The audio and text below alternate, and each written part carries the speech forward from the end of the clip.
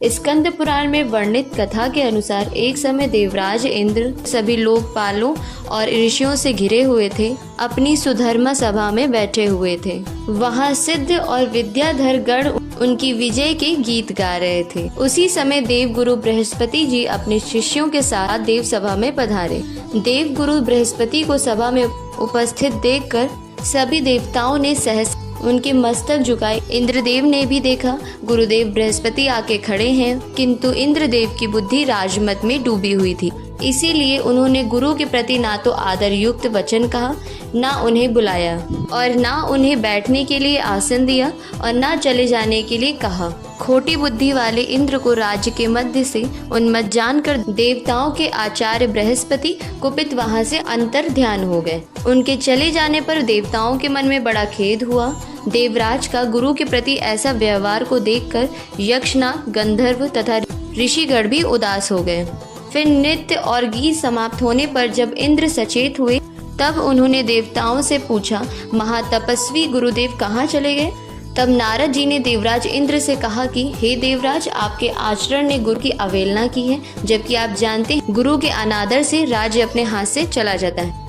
अतः आप सब प्रकार के गुरु से अपने अपराध के लिए क्षमा प्रार्थना कीजिए। महात्मा नारद की बात सुनकर इंद्र सहज सिंहासन से उठकर खड़े हो गए और सभी सभा दासों गुरु के निवास स्थान पर पहुंच गए। उस समय देवराज अपने कर्तव्यों के प्रति सज्ज हो चुके थे। गुरु के निवास स्थान पहुंचकर इंद्रदेव ने गुरु की पत्नी तारा को देख उन्हें प्रणाम किया और पूछा, देवी तपस्वी गुरु जी कहाँ गए? तारा ने इंद्र की ओर देखकर उत्तर दिया, मैं नहीं जानती।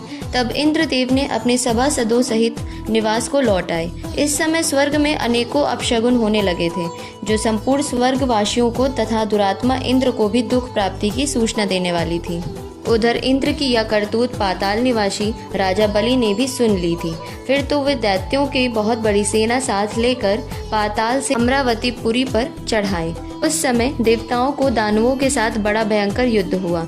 उसमें दैत्यों ने देवताओं को परास्त कर दिया। एक ही क्षण में दैत्यों ने इंद्र के 7 अंक सहित संपूर्ण राज्य अपने अधिकार में ले लिया था। उसके बाद विजय दैत्य शीघ्र पाताल को चले गए। इंद्र की राज्य लक्ष्मी नष्ट हो चुकी थी, इसीलिए देवताओं ने सर्वथा उनका त्याग कर दिया था। इन सब से दुखी होकर श्रीहीन इंद्र स्वर्गलोक से अन्यत्र चले गए। कमल के समान कमनीय नेत्रों वाली इंद्र की पत्नी सची भी दूसरों की दृष्टि से छिपकर रहने लगी। इरावत नामक हाथी तथा उच्च श्रवा अश्वत आदि जो बहुत से रत्न थे, उन्हें दुष्ट दैत्यों ने लोभवश स्वर्गलोक से पाताल लोक पहुंचा दिया था।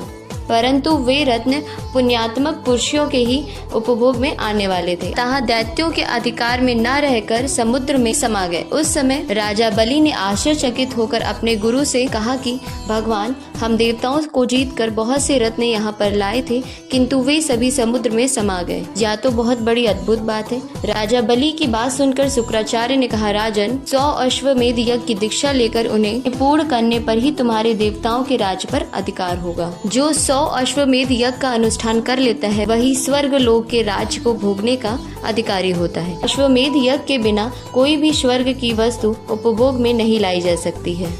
गुरु का यह वचन सुनकर राजा बलि उस समय तो चुपचाप हो गए और दानवों के साथ उचित कार्यों में लगे। दोस्तों, आपको बता दूं कि शुक्राचार्य की कृपा से ही दैत्यगण इंद्रलोक को अपने अधिकार में कर पाए थे। उधर इंद्र बड़ी शोचनीय दशा को प्राप्त हो गए थे। फिर कुछ दिनों बाद वे ब्रह्मा जी के पास पहुँचे और देवलोक में जो कुछ भी घटित हुआ था वो सब समाचार उन्हें कह सुनाया। इंद्र की बात सुनकर ब्रह्मा जी ने उनसे कहा, सब देवताओं को एकत्र करके हम सब लोग तुम्हारे साथ भगवान विष्णु की आराधना करने के लिए चलते हैं। उसके बाद इंद्र सहित सभी लोकपाल ब्रह्मा जी के साथ क्षीर सागर गए। वहाँ सबने भगवान विष्णु की स्तुति की। फिर ब्रह्मा जी ने कहा, प्रभु, गुरु की अवहेलना करने के कारण इंद्र इस समय ऋषियों सहित स्वर्ग के राज्य से भ्रष्ट हो चुके हैं, इसीलिए इनका उद्धार कीजिए। जिसके बाद विष्णु जी ने कहा है, हे देवगण, गुरु की अवहेलना करने से सारा अभ्युदय नष्ट हो जाता है। जो पापी है, जो अधर्म में तत्पर है तथा केवल जो विषयों में रचे रहते हैं, जिनके द्वारा अपने माता पिता की निंदा होती रहती है, वे निसंदेह बड़े भाग्यहीन हैं। हे ब्रह्मा, इस इंद्र ने जो अन्याय किया है उसका फल इसे तत्काल प्राप्त हो गया। केवल इंद्र के ही कर्म से ही संपूर्ण देवताओं पर संकट आ चुका है। जब किसी भी पुरुष के लिए विपरीत काल उपस्थित हो जाए तब उसे दूसरों का सहयोग प्राप्त करने की चेष्टा करनी चाहिए। बुद्धिमान पुरुष अपने संपूर्ण मनोरथ की सिद्धि के लिए अन्य प्राणियों के साथ मैत्री करते हैं। अतः इंद्र, तुम मेरी बात मानो। इस समय अपना काम बनाने के लिए तुम्हें दैत्यों के साथ मेलजोल कर लेना चाहिए। अमरावती छोड़कर देव देवताओं के साथ सुतल लोक अर्थात पाताल लोक में चले गए। उधर जब राजा बलि को पता चला कि इंद्र पाताल लोक आए हैं तो उसने अपनी सारी सेना के साथ इंद्र को मार डालने का विचार बनाया। उस समय देवर्ष नारद ने बलवान में श्रेष्ठ राजा बलि और दैत्यों को समझाकर उन्हें इंद्र पद से रोका। देवर्ष के ही कहने से राजा बलि ने इंद्र के प्रति अपना रोष त्याग दिया था। इतने में ही इंद्र भी अपनी सेना के साथ आ पहुँचे। राजा बलि ने भी देखा लोकपालों से घिरे इंद्र श्रीहीन हो गए हैं। अब उनमें प्रभुता का मत नहीं रह गया है। उनका तेज चला गया है और अब वे ईर्ष्या तथा अहंकार से रहित हो गए हैं। उन्हें इस अवस्था में देखकर राजा बलि के मन में बड़ी दया आती है। वह हंसते हुए बोले, देवराज इंद्र, आप इस सुतल लोक में कैसे पधारे? यहाँ आने का कारण बताइए। बलि की यह बात सुनकर इंद्र मुस्कुराते हुए बोलते हैं, हे बलि, हम सब देवता क्रोध के अधीन हो रहे हैं। आप सब लोगों की भी यही दशा है। जैसे हम हैं वैसे ही आप लोग भी हैं। अतः हमारा ये कला निरर्थक है। भाग्यवश आपने मेरा संपूर्ण राज एक क्षण में ही ले लिया तथा बहुत से रत्न भी स्वर्ग से यहाँ पर उठा लाए, परंतु वे सभी रत्न तत्काल ही जहाँ के थे वे वहीं चले गए। अतः विद्वान पुरुष को एक दूसरे से मिलकर कर्तव्य के विषय में विचार करना चाहिए। विचार करने से ज्ञान होता है और ज्ञान होने पर संकट से छुटकारा अवश्य मिल जाएगा। इस समय तो मैं संपूर्ण देवताओं के साथ आपके समीप त्राण पाने के लिए आया हूँ। अब इंद्र की बात समाप्त होने पर देव नारद ने राजा बलि को समझाते हुए कहा, दैत्यराज, शरण में आए हुए प्राणी की रक्षा करना महापुरुषों का धर्म है। जो लोग ब्राह्मण, रोगी, वृद्ध तथा शरणागत की रक्षा नहीं करते हैं वे ब्रह्म हत्यारे हैं। इंद्र इस समय शरणागत के रूप में तुम्हारे समीप आए हैं, अतः इनकी भली भांति रक्षण और पोषण करना तुम्हारा परम कर्तव्य है। देवर्ष नारद के मुख से ऐसी बातें सुनकर राजा बलि ने उस पर गहन विचार करने लगे। फिर कुछ क्षण पश्चात लोकपालों और देवताओं सहित इंद्र का बड़े सम्मान के साथ स्वागत सत्कार किया तथा उनके मन में विश्वास उत्पन्न करने के लिए अनेक प्रकार की सभी शपथें भी खाईं। इंद्र ने भी राजा बलि को विश्वास दिलाने वाली शपथें खाईं। देवराज इंद्र स्वार्थ साधन में तत्पर रहते हैं और अर्थशास्त्र में ही उनकी विशेष प्रवृत्ति है। उन्होंने शपथ खाकर राजा बलि के साथ सुतल लोक में ही निवास किया। वहाँ देवराज इंद्र को रहते हुए उन्हें अनेक वर्ष व्यतीत हो गए। तब एक दिन बलि की सभा में बैठे हुए नीति निपुण देवराज इंद्र ने बलि से हंसते हुए कहा, वीरवर, हमारे हाथी घोड़े आदि नाना प्रकार के बहुत से रत्न जो तुम्हें इस समय प्राप्त होने योग्य हैं तत्काल ही समुद्र में समा गए। हम लोगों को समुद्र से उन रत्नों का उद्धार करने के लिए बहुत जल्द प्रयत्न करना चाहिए। तुम्हारे कार्य सिद्धि के लिए समुद्र का मंथन करना उचित होगा। अब इंद्र के इस प्रकार प्रेरणा देने पर बलि ने शीघ्रता पूर्वक उनसे पूछा, यह समुद्र मंथन किस उपाय से संभव हो पाएगा? उसी समय मेघ से आकाशवाणी हुई, देवताओं और दैत्य, तुम क्षीर समुद्र का मंथन करो। इस कार्य से तुम्हारे बल की वृद्धि होगी। मंदराचल पर्वत को मथानी और वासुकी नाग को रस्सी बनाओ। फिर देवता और दैत्य मिलकर मंथन आरंभ करो। अब ये आकाशवाणी सुनकर मित्रों, सहस्त्र दैत्य और देवता समुद्र मंथन के लिए मंदराचल पर्वत के पास गए। वह पर्वत सीधा, गोलाकार, बहुत मोटा और अत्यंत प्रकाशमान था। अनेक प्रकार के रत्न उसकी शोभा बढ़ा रहे थे। चंदन, पारिजात, जायफल और चंपा आदि भांति भांति के वृक्षों से यह भरा दिखाई देता था। उस महान पर्वत को देखकर संपूर्ण देवताओं ने हाथ जोड़कर कहा, दूसरों का उपकार करने वाले महाशक्तिशाली मंदराचल, हम सब देवता तुमसे कुछ निवेदन करने के लिए आए हैं, उसे तुम सुनो। उनके यह कहने पर मंदराचल देव दारी पुरुष के रूप में प्रकट होकर कहते हैं, देवगण, आप सब लोग मेरे पास किस कार्य से आए हैं उसे बताइए। तब देवराज इंद्र ने मधुर वाणी में कहा, मंदराचल तुम हमारे साथ रहकर एक कार्य में सहायक बनो। हम समुद्र को मथ कर उससे अमृत निकालना चाहते हैं। इस कार्य के लिए तुम मथानी बन जाओ। मंदराचल ने बहुत अच्छा कहकर उनकी आज्ञा को स्वीकार कर लिया और देव कार्य की सिद्धि के लिए देवताओं, दैत्यों और अनेक जन इंद्र से कहा, पुण्यात्मा देवराज, आपने अपने वज्र से मेरे दोनों पंख काट डाले हैं, फिर आप लोगों के कार्य सिद्धि के लिए क्षीर समुद्र तक मैं चल कैसे सकता हूँ। तब सभी देवताओं, दैत्यों ने उस अनुपम पर्वत को समुद्र तक ले जाने की इच्छा से उखाड़ लिया, परंतु उसे धारण करने में समर्थ ना हो सके। पर्वत उसी समय देवताओं और दैत्यों के ऊपर गिर पड़ा। कोई कुचले गए, कोई मर गए, कोई मूर्छित हो गए, कोई एक दूसरे को कोसने और चिल्लाने लगे तथा उन लोगों ने बड़े क्लेश का अनुभव कर दिया। इस प्रकार उनका उद्यम और उल्लास भंग हो जाता है।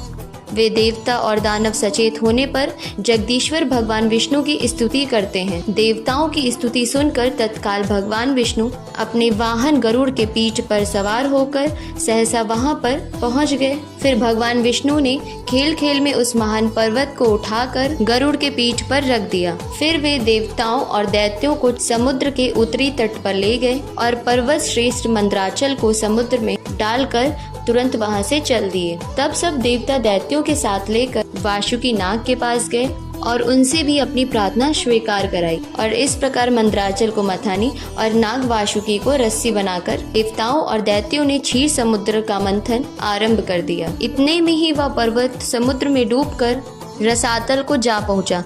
तब लक्ष्मीपति भगवान विष्णु ने कच्छ रूप धारण करके तत्काल ही मंदराचल को ऊपर उठा लिया। उस समय एक अद्भुत घटना हुई। फिर जब देवता और दैत्यों ने मथानी को घुमाना आरंभ किया, तब वह पर्वत बिना गुरु के ज्ञान के भांति कोई सुदृढ़ आधार न होने के कारण इधर उधर डोलने लगा। या देख परमात्मा भगवान विष्णु स्वयं ही मंदराचल के आधार बन गए और उन्होंने अपनी चारों भुजाओं से मथानी बने हुए उस पर्वत को भली भांति पकड़कर उसे सुख पूर्वक घूमने योग्य बना दिया। तब अत्यंत बलवान देवता और दैत्य एक ही बोझ से अधिक जोर लगाकर क्षीर समुद्र का मंथन करने लगते हैं। कुछ रूपधारी भगवान की पीठ जन्म से ही कठोर थी और उस पर घूमने वाला पर्वत श्रेष्ठ मंदराचल भी वज्र के भांति दृढ़ था। उन दोनों की रगड़ से समुद्र में बड़वानल प्रकट हो गया, साथ ही हलाहल विष उत्पन्न हुआ। उस विष को सबसे पहले देवर्षि नारद जी ने देखा।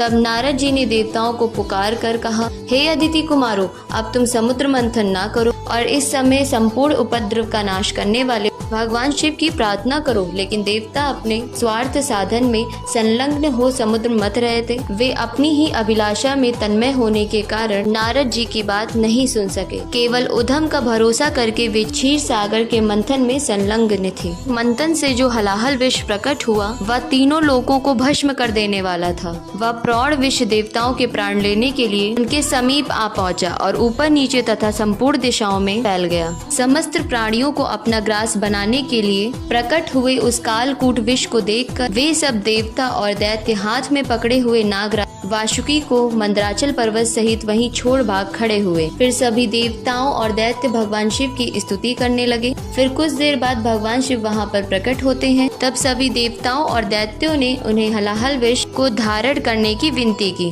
फिर उस लोक सरकारी कालकूट विष को भगवान शिव ने स्वयं अपना ग्रास बना लिया। उन्होंने उस विष को निर्मल कर दिया। इस प्रकार भगवान शिव की कृपा होने से देवता, असुर, मनुष्य तथा संपूर्ण संसार की उस समय कालकूट विष से रक्षा हुई। तदंतर भगवान विष्णु के समय मंदराचल को मथानी और वासुकी नाग को रस्सी बनाकर पुनः समुद्र मंथन आरंभ कर दिया। तब समुद्र से देव कार्य की सिद्धि के लिए अमृतमय कलाओं से परिपूर्ण चंद्रदेव प्रकट हुए। संपूर्ण देवता, असुर और दानवों ने भगवान चंद्रमा को प्रणाम किया और गर्गाचार्य जी से अपने अपने चंद्र बल के बारे में पूछा। उस समय गर्गाचार्य जी ने देवताओं से कहा, इस समय तुम सब लोगों का बल ठीक है। तुम्हारे सभी उत्तम ग्रह केंद्र स्थान में है। चंद्रमा से गुरु का योग हुआ है। तुम्हारे कार्य की सिद्धि के निमित्त इस समय चंद्र बल बहुत उत्तम है। यह गोमंतक मुहूर्त है जो विजय प्रदान करने वाला है। मित्रों, महात्मा गर्गाचार्य जी के इस प्रकार आश्वासन देने पर महाबली देवता गर्जना करते हुए बड़े वेग से समुद्र मंथन करने लगते हैं। मथे जाते हुए समुद्र के चारों ओर बड़े ज्वर की आवाज उठ रही थी। इस बार के मंथन से देव कार्यों की सिद्धि के लिए साक्षात सुरभि अर्थात कामधेनु गाय प्रकट हुई। उन्हें काले, श्वेत, पीले, हरे तथा लाल रंग की सैकड़ों गाय घेरे हुई थी। उस समय ऋषियों ने बड़े हर्ष में भरकर देवताओं और दैत्यों से कामधेनु के लिए याचना की और कहा कि आप सब लोग मिलकर भिन्न भिन्न गोत्र वाले ब्राह्मणों को कामधेनु सहित इन सभी गायों का दान अवश्य करें। अब ऋषियों ने याचना करने पर देवताओं और दैत्यों ने भगवान शंकर की प्रसन्नता के लिए वे सब गौदान कर दी तथा यज्ञ क्रम में भली भांति मन को लगाने वाले उन परम मंगलमय महात्मा ऋषियों ने उन गायों का दान स्वीकार किया। तत्पश्चात फिर सभी लोग बक्षीर सागर को मतने लगे। तब समुद्र से कल्प वृक्ष, परिजात, चूर और संतान या 4 दिव्य वृक्ष प्रकट हुए। उन सबको एकत्र रख कर देवताओं ने पुनः बड़े वेग से समुद्र मंथन आरंभ कर दिया। इस बार मंथन से रत्नों में सबसे उत्तम रत्न कौस्तुभ मणि प्रकट हुआ, जो सूर्य मंडल के समान परम कांतिमान था। वह अपने प्रकाश से तीनों लोगों को प्रकाश कर रहा था। फिर कौस्तुभ मणि को रखकर देवताओं और दैत्यों ने पुनः समुद्र को मंथन आरंभ कर दिया। वे सब बल में पड़े चढ़े थे और बार बार गर्जना कर रहे थे। अब की बार उसे मथे जाते हुए समुद्र से उच्च सर्व नामक अश्व प्रकट हुआ। वह समस्त अश्व जाति में एक अद्भुत रत्न था। उसके बाद गज जाति में रत्न भूरावत प्रकट हुआ। उसके साथ ही श्वेत वर्ण के 64 हाथी और थे। इरावत के 4 दांत बाहर निकले हुए थे और मस्तक से मधु की धारा बह रही थी। इन सबको भी मध्य में स्थापित करके वे सब पुनः समुद्र मंथने लगे। उस समय उस समुद्र से मदिरा, भांग, लहसुन, गाजर, अत्यधिक उन्माद कारक धतुर तथा पुष्कर आदि बहुत सी वस्तुएं प्रकट हुई। इन सबको भी समुद्र के किनारे के स्थान पर रख दिया गया। तत्पश्चात वे श्रेष्ठ देवता और दानव पुनः पहले के ही भांति समुद्र मंथन करने लगे। अब की बार समुद्र से संपूर्ण भुवनों का एकमात्र अधीश्वरी दिव्य रूपा देवी महालक्ष्मी प्रकट हुई। फिर देवताओं ने देखा देवी महालक्ष्मी का रूप परम सुंदर है। उनके मनोहर मुख पर स्वाभाविक प्रसन्नता विराजमान है। हार और नुपुर से उनके भी अंग की बड़ी शोभा हो रही है। मस्तक पर छत्र तना हुआ है। जैसे माता अपने पुत्रों की ओर स्नेह और दुल भरी दृष्टि से देखती है, और उसी प्रकार सती महालक्ष्मी ने देवता, दानव, सिद्ध चारण और नाग आदि संपूर्ण प्राणियों की ओर दृष्टिपात किया। माता महालक्ष्मी की कृपा दृष्टि पाकर सभी देवता उसी समय श्री संपन्न दिखाई देने लगे। तभी देवी लक्ष्मी ने भगवान मुकुंद की ओर देखा। उनके श्री अंग तमाल के समान श्याम वर्ण थे। कपोल और नासिक बड़ी सुंदर थी। वे परम मनोहर दिव्य शरीर से प्रकाशित हो रहे थे। उनके वक्ष स्थल पे श्रीवस्त्र का चिन्ह सुशोभित था। भगवान के एक हाथ में कुमोद की गदा शोभा पा रही थी। भगवान नारायण की उस दिव्य शोभा को देखते लक्ष्मी जी आश्चर्यचकित हो उठी और हाथ में वरमाला से सहसा हाथी से उतर पड़ी। वो माला श्री जी ने अपने हाथों से बनाई थी। उसके ऊपर भ्रमर मंडरा रहे थे। देवी ने वह सुंदर वनमाला परम पुरुष भगवान विष्णु के कंठ में पहना दी और स्वयं उनके वम भाग में जाकर खड़ी हो गई। उस शोभाशैली दंपति का वहां दर्शन करके संपूर्ण देवता, दैत्य, सिद्ध, अप्सराएं, किन्नर तथा चरणगण परम आनंद को प्राप्त हुए। मित्रों, समुद्र मंथन की आज की कथा में बस इतना ही। इसके बाद क्या हुआ हम आपको अगली वीडियो में बताएंगे। फिर आपको समुद्र मंथन की यह कथा कैसी लगी नीचे कमेंट करके अवश्य बताइएगा और ऐसी ही नई कहानियों के लिए चैनल को सब्सक्राइब जरूर कर दीजिएगा।